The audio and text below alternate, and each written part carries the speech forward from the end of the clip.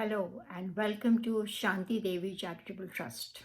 ये ट्रस्ट 2014 में नोएडा में शुरू किया था और इसके थ्रू हम ज़रूरतमंद बच्चों की एजुकेशन को सपोर्ट करते हैं in terms of their fees, books and coaching. आप सबसे रिक्वेस्ट है कि हमारे चैनल को सब्सक्राइब करें और हमें सपोर्ट करें। आज के वीडियो में हम क्लास 12 केमिस्ट्री का फर्स्ट चैप्टर सॉलिड स्टेट शुरू करते हैं। आइए शुरू करते हैं first chapter solid state. Alright, सबसे पहले हमें पता होना चाहिए कि सॉलिड्स होते क्या हैं, राइट? तो सॉलिड्स की बेसिक प्रॉपर्टीज आप 9th-10th में भी पढ़ चुके हैं। I am just repeating it for you. Solids have a definite shape and volume, they have high densities, they are incompressible. Incompressible का मतलब आप एक पर्टिकुलर लिमिट से ज़्यादा उनको और पास नहीं ला सकते। They have strong intermolecular forces of attraction. जो पार्टिकल्स हैं सॉलिड के, उनके बीच में बहुत strong intermolecular force of attraction है which is holding them together. And the particles of solids are very closely packed, पास पास जुड़े हुए हैं, उनके बीच में गैप जो है वो बहुत कम है, राइट? ये सॉलिड की प्रॉपर्टीज आप क्लास 9th-10th में भी पढ़ चुके हैं। मैंने सिर्फ यहाँ पे आपको रिपीट किया है what you already know, right? Now we come to the next part of the chapter, which is कि जो solids होते हैं हमने उनको दो मेन कैटेगरीज में डिवाइड किया है, crystalline solids and amorphous solids. देखिए, crystalline solids and amorphous solids. Crystalline solids और अमॉर्फस सॉलिड्स में क्या फ़र्क है? देखिए, सबसे पहले crystalline solids have definite geometrical shape, whereas amorphous solids have irregular shape. Crystalline solids have sharp melting point, whereas amorphous solids melt over a range of temperature. मतलब कि क्रिस्टलाइन सॉलिड अगर होगा तो एक पर्टिकुलर टेम्परेचर पे वो पूरा की पूरा क्रिस्टलाइन सॉलिड कंप्लीटली मेल्ट कर जाएगा, वेराज अमॉर्फस सॉलिड जो हैं वो एक पर्टिकुलर टेम्परेचर से मेल्ट करना शुरू करेंगे और 5, 10, 15 डिग्री तक धीरे धीरे करके वो मेल्ट करते जाएंगे, right? Then crystalline solids have long range order, long range order, whereas in case of amorphous solids they have short range order. long range order से देखिए हम क्या समझते हैं। सपोज ये क्रिस्टलाइन सॉलिड मेरे पास है और crystalline solid let us suppose is made up of particles A and B. तो क्रिस्टलाइन सॉलिड में हमारे पास जो ए बी का अरेंजमेंट होगा, A B A B A B A B, suppose first line में ये अरेंजमेंट है, सेकेंड लाइन में बी ए अरेंजमेंट है। Now this arrangement will continue throughout the length and width of the crystal, right? Whereas short range order जहाँ हमने बोला है, short range order में जो particular arrangement of particles है वो एक particular manner में नहीं होगा, वो random arrangement हो सकता है, right? Then crystalline solids they show anisotropy. Anisotropy क्या होती है? देखिए, क्रिस्टलाइन सॉलिड में हमने आपको बताया लॉन्ग रेंज ऑर्डर है, the particles are arranged in a particular वे।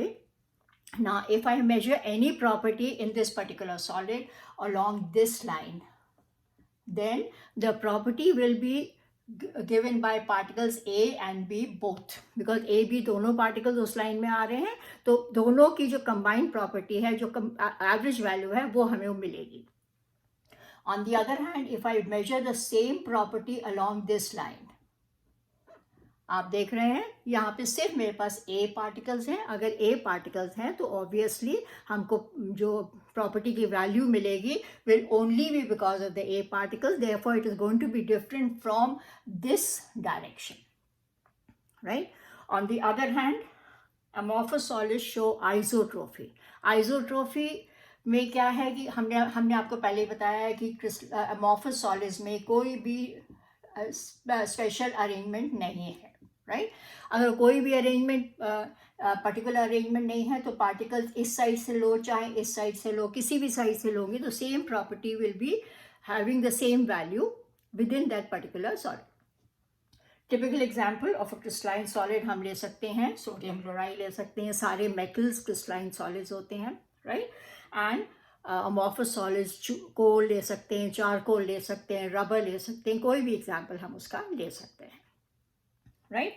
ना यहाँ पे हमारे पास हमने दो पॉइंट्स अभी कवर किए हैं, सॉलिड्स की प्रॉपर्टी और क्रिस्टलाइन एंड अमॉर्फस सॉलिड्स में डिफरेंस। अब हम चलते हैं next part of this chapter में, जिसमें हम पढ़ेंगे कि क्रिस्टलाइन सॉलिड्स बने कैसे हैं, राइट। सो नेक्स्ट हेडिंग हमारे पास आ गया, टाइप्स ऑफ क्रिस्टलाइन सॉलिड्स।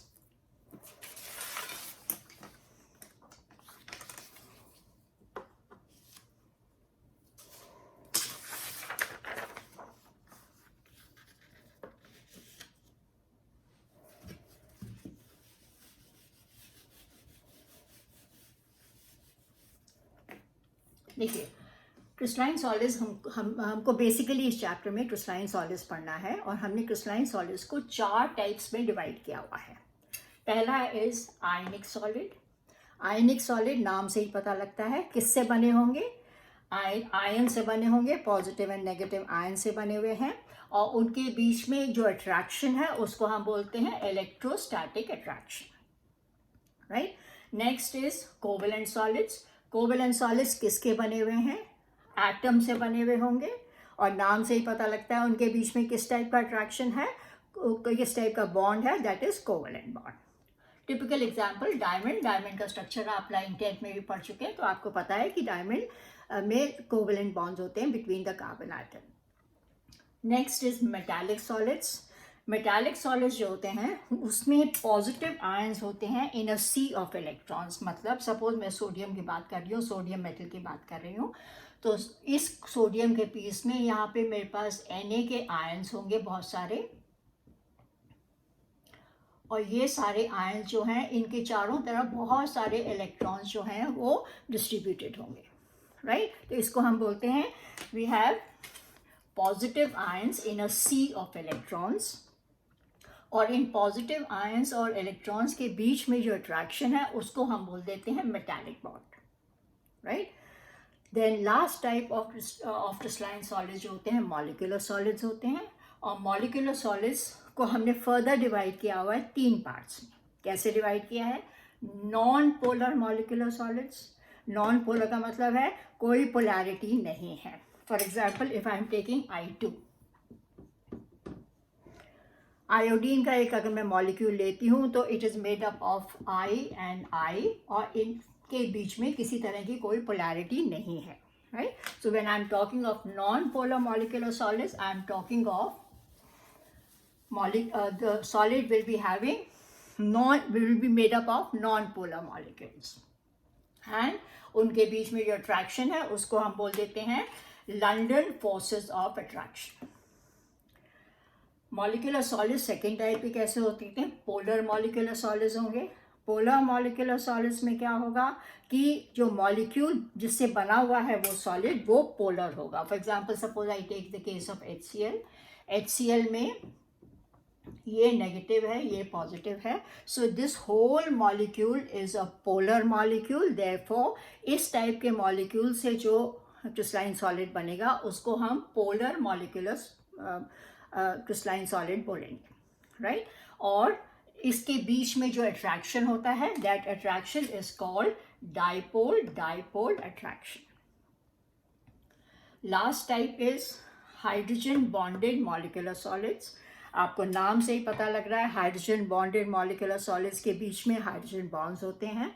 हम आपको पता ही है कि suppose I am taking the case of water. Water के मॉलिक्यूल्स के बीच में हाइड्रोजन बॉन्ड्स होते हैं, right. So hydrogen bonded molecular solids will be made up of molecules like water, जिनके बीच में हाइड्रोजन बॉन्ड्स पाए जाते हैं, राइट। एंड ऑब्वियसली जो फोर्सेस उसको होल्ड कर रही हैं, these are hydrogen bonds, and typical example जो हम लेते हैं वाटर का, राइट। तो आज की क्लास में हमने 3 चीज़ें देखी हैं। नंबर 1, सॉलिड्स की बेसिक प्रॉपर्टीज़ क्या होती हैं, क्रिस्टलाइन सॉलिड्स और अमॉर्फस सॉलिड्स में क्या फ़र्क होता है, और क्रिस्टलाइन सॉलिड्स जो 4 प्रकार के होते हैं वो उनकी क्या बेसिक प्रॉपर्टीज़ होती हैं, राइट। आज की क्लास हम यहीं पे फिनिश करते हैं, और नेक्स्ट क्लास में हम आपको पढ़ाएंगे कि ये जो कॉन्स्टिट्यूएंट पार्टिकल्स होते हैं ये किस तरह से अरेंज्ड होते हैं इन क्रिस्टलाइन सॉलिड्स। आज यहीं बंद करते हैं। Thank you so much.